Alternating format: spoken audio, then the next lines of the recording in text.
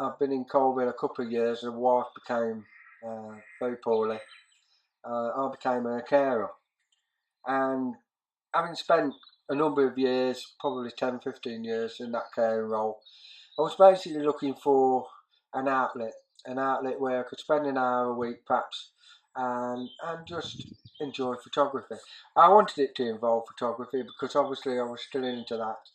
And I looked on the internet and I stumbled across a website on Facebook called Inkley Photograph, which was started by Paul and Lisa Hands. Um, they, unlike me, are very qualified. They've gone down the qualified route. They have a degree. So I'm always in awe a little bit when I'm looking at their photographs. But the basic idea I liked. So that was where it all came from. Coalville Photograph started June last year. It now has, at last count, 347 friends, followers, whatever you want to call them. So I suppose that's quite good. We're not at the 12 months stage yet. So hopefully, um, it will continue. And if I can get to 500 for the first year, I'll be very happy with that.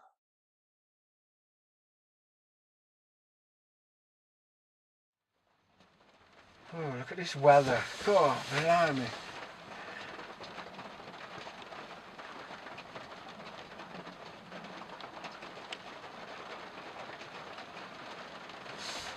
Well, we want some photographs. What's the time? What's the time? 25 past 5. Oh. Bib, bib, bib. I must learn how to lock this phone. 10 to 11.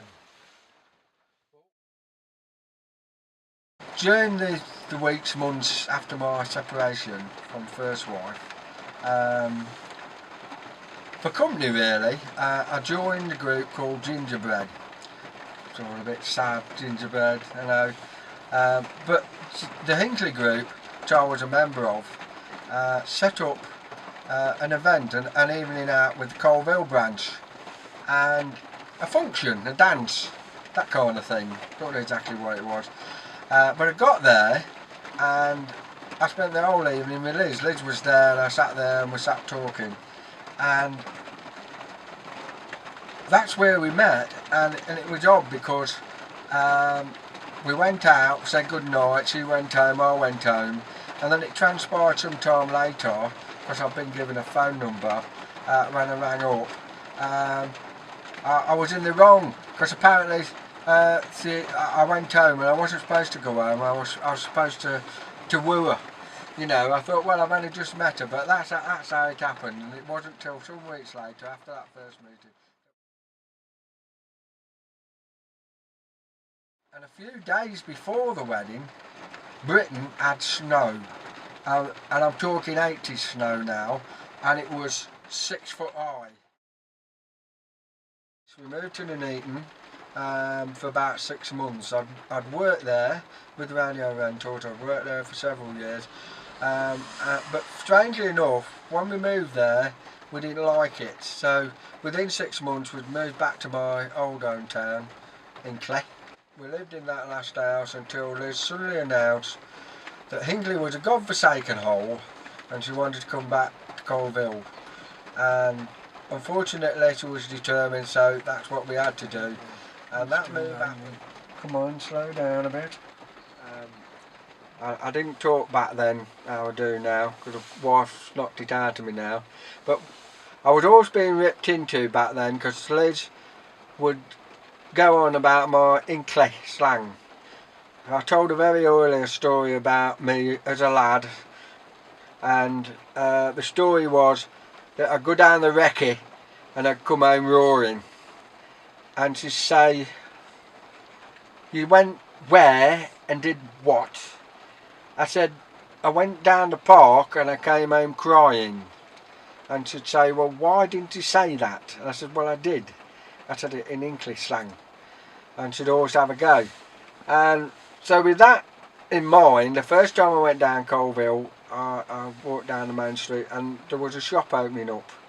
And it was a bookshop. and it had a sign in the window, and I had a word with the guy and I said about this sign in the window, and he said, well, when people heard I was opening the shop up, they said to me what it says on the sign, and that is that Coalville folk dunna read me duck.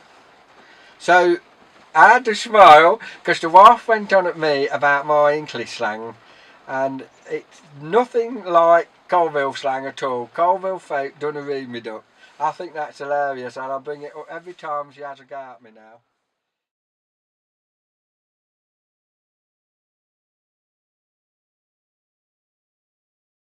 Some of the buildings and places that I've taken photographs of probably won't be there forever. Park, Discovery Park's a good example.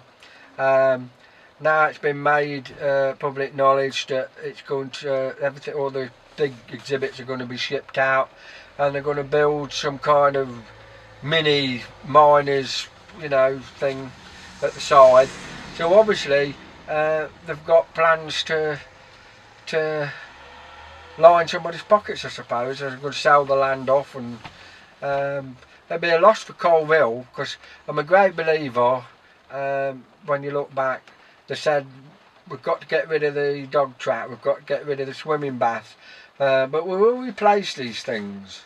And I've never seen any of these things be replaced. So, I'm not.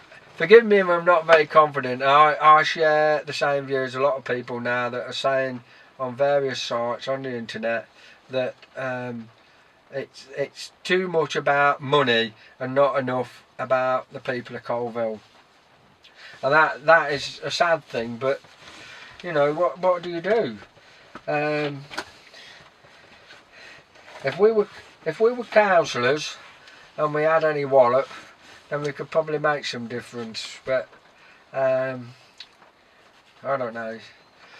But Coalville photograph, as far as Coalville photograph's concerned, it's just basically something that I did for myself. So that's selfish reason for starting it. But happily, a byproduct of all these things, there are the historical angles and the social angles, and bringing people together, people that may not be aware of what's been happening in various circles, may read about it on that particular site.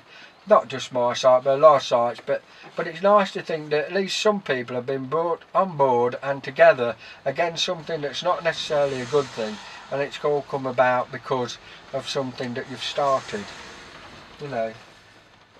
I have to do Coalville photograph when I'm able from the caring role, and I can't say it's a nice day today, the sun's shining, let's go out and take some photographs. I have to take the rough with the smooth.